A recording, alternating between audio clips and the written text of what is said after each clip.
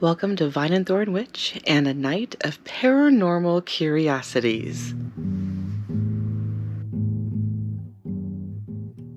In central Minnesota, one will find a small town and river named after the indigenous Sauk people. Following a forced relocation, a fort was formed, which grew into a quiet town known today as Sauk Center. If you were to travel from Minneapolis west, you would find a collection of subtler towns surrounded by many farms. As travelers multiplied in the area, the Sauk Center townsfolk recognized itself as a central hub for the region, and a grand hotel was built to provide for all of the travelers. This building would be named the Sauk Center House. The hotel was a 2-story building with a wraparound balcony that doubled as a covered walkway, or today a sidewalk, which was rare for the time. Sauk Center only kept growing, becoming a major area for ranchers, farmers, traveling salesmen, and political conversations. After many years of use, legend shares how the Sauk Center house suddenly burned down in the night, making way for a more stylish Queen Anne Victorian-style hotel. This grander 3-story hotel with ornate balcony would welcome guests with fine dining and elegant rooms. As needs grew, so did the hotel. It grew and grew and grew. It would serve as more than just a hotel over the years, but as a hospital, a town hall, school, meeting room, and even a morgue. It has seen all kinds of human activity, from adult fun time parties, moonshiners, and secret areas during the Prohibition days, political gatherings on balconies, political conversations and gatherings, and even rumor of numerous deaths. Then again, a kitchen fire would claim the grand wood Victorian hotel. However, over its original foundation, a grand brick building would be built. It would have every modern convenience of its time, and they named it the Palmer House, after the family who built it. It had electrical lighting, bathtubs, and the new invention of an ice cooler or a walk-in refrigerator. There was nothing like it in all of central Minnesota, and there are many news articles sharing how people from all around would travel just to see this grand modern building. Many descendants of the area of central Minnesota have a story or two about this hotel, one of them being my very own wife, whose grandmother worked as a maid here in 1929. At the same time, a traveling salesman between Fargo and Minneapolis grew sweet on this maid, asking her out numerous times, to which each time she said no. Finally, she came up with a plan that she believed would get rid of him once and for all. She covered his Model T engine with Limburger cheese, hoping that by the time he reached Minneapolis, he would know just how stinky she thought he was. Well, her plan didn't work. He fell in love with the girl that was so witty to do such a thing, and the next day he made a point of going back to the hotel to give her a rose to show her how pretty he thought she was. They were married within a year and lived a long life together, raising 4 children, one of whom is my partner's mother.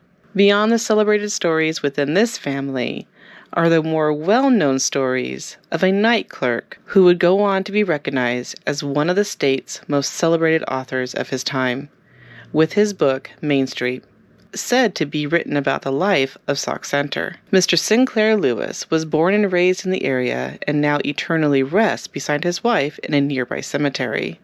His stories are legendary, and that's for another video. Because today we are going to talk about the most popular conversation about this hotel. The Palmer House is known as one of the most haunted areas in all of Minnesota. It has been featured on many paranormal shows, and it has many weekend events with popular paranormal investigators. And throughout the year, one may attend one of the many haunted tours of the building, or even a paranormal investigation in the basement, where local professionals will guide you on how to use the famous paranormal tools that are seen on TV and help you speak with the guests, who aren't very well seen. So this is not a jump scare kind of a place. So over the years, my personal experiences have been many. We have come to the Palmer House for many afternoon outings and stopped here for lunch. And on those trips, I have seen everything from dogs around the staircase to people walking through doorways in the dining room, hearing voices in the upstairs hallways, and then there was no one there, and even feeling someone lean on me outside in the parking lot. So with so much activity, my partner and I decided that we would come out here in October and give it a visit. So I do want to say that because this is a paid event, which is a feature to the hotel throughout the year, I will forever respect this hotel and only share granted permission materials by the owner. This began actually before I even got into the building. We parked our car, and as we were walking up to the building, I decided to record the Sinclair Lewis art on the side of the wall.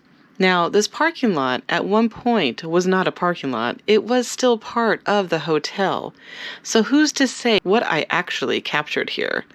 But I am very interested to hear what you think this EVP actually is expressing.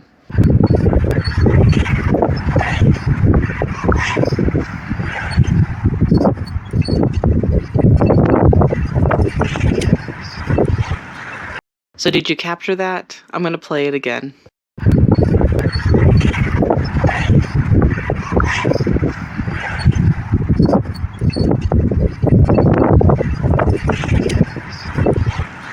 I know it's always kind of fun to say what I hear, but sometimes it does alter someone else's perception of what they hear themselves. But now that it's on the third go, what I hear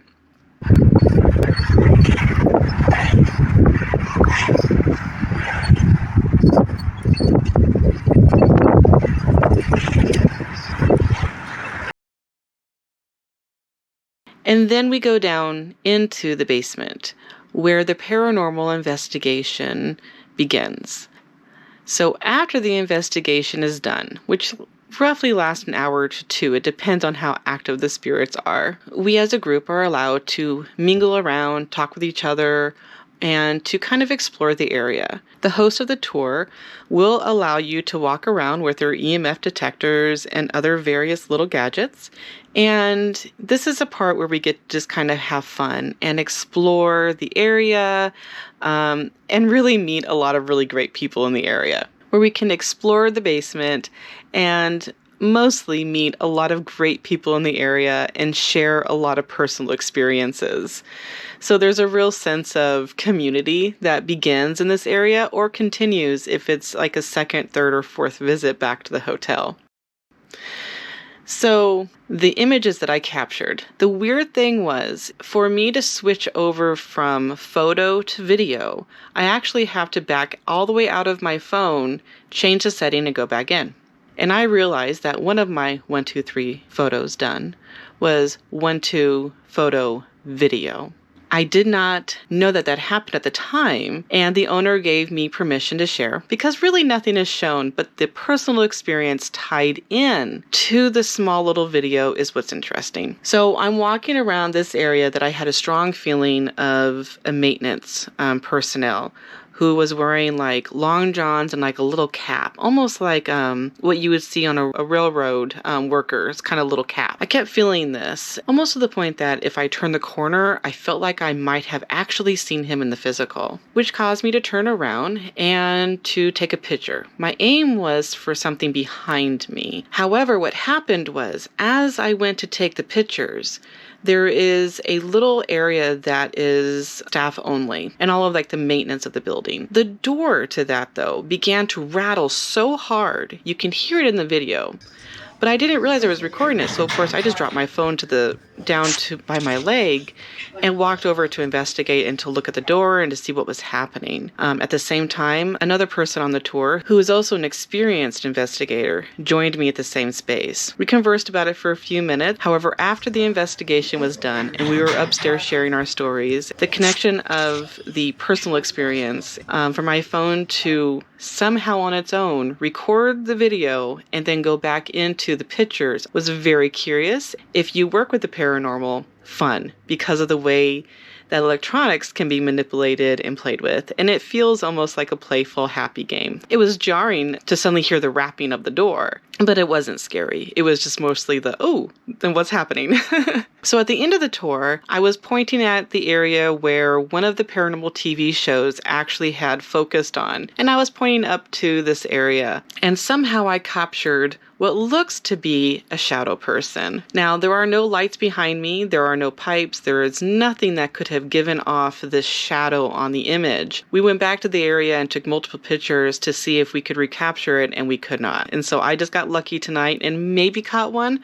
I'll let you say what you think. I personally, my opinion, believe that I did. So that was my night at the Palmer House for an October investigation. So to close, is the Palmer House haunted?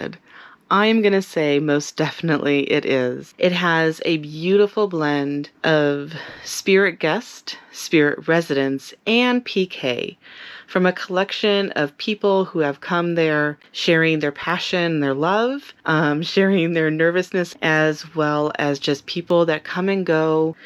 So of course, PK energy is residue energy that we leave behind. And in places where it's concentrated, like the Palmer House, it becomes a collective. It can be used by spirits that are there, and it can also go into just the building itself, making the building have this electric, haunted feeling.